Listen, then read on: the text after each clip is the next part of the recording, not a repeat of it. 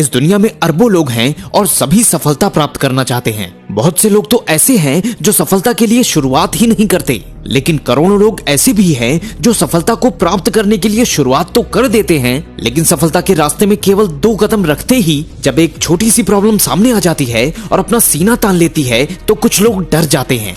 लेकिन आपको शायद ये पता होगा कि सफलता के रास्ते में ये जो पहली समस्या आती है, वहीं से सफलता की शुरुआत होती है और वहीं से असफलता की भी शुरुआत होती है। यह निर्णय आपका है कि आप किसे चुनते हैं। आप बताइए कि आप किसे चुनेंगे।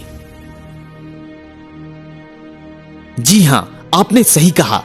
आप सफलता की शुरुआत करेंगे और समस्या को कुचलकर आगे बढ़ जाएंगे। लेकिन बहुत से ऐसे लोग होते हैं जो इन प्रॉब्लम से डर जाते हैं। डर के कारण वह अपने कदम पीछे खींच लेते हैं और अनसक्सेसफुल हो जाते हैं। लेकिन आपको ऐसा नहीं करना है। आपको तो लगातार सफलता के मार्ग पर चलते रहना है और अगर कोई प्रॉब्लम सामने आए तो उसे मार भगाना है। कुछ भी हो, समस्या को जड़ से उखाड़कर फेंकते जाना है, लेकिन हार नहीं मानना है।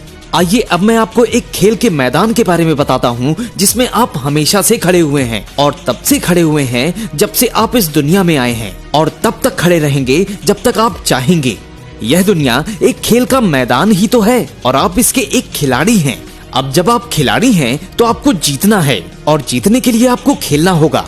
तो देर किस बात की है, शुरू हो जाओ और जीवन के इस मैदान में खेलना शुरू कर दो और तब तक खेलो जब तक जीत ना जाओ। इस दुनिया के करोड़ों खिलाड़ी कभी किसी समस्या की वजह से तो कभी किसी असफलता की वजह से मैदान तक छोड़ देते हैं, लेकिन आपको ऐसा नहीं करना है। Never quit. आपको लगातार मैदान में डटे रहना है और यदि आप जीवन के मैदान में डटे रहेंगे तो कोई भी आपको हरा नहीं सकता, क्योंकि जब तक आप मैदान में रहेंगे आप हारे हुए नहीं माने जाएंगे। यदि आप जीवन के इस मैदान में एक बार फिसल भी जाओ तो कोई फर्क नहीं पड़ता, क्योंकि आप मैदान में हैं। उठिए और फिर से शुरू हो जाइए। अगर दूसरी बार गिर जाओ तो एक बार फिर उठो, तीसरी बार भी गिर जाओ तो एक बार फिर से उठो और तब तक मैदान में डटे रहो जब तक सक्सेस हासिल ना हो जाए।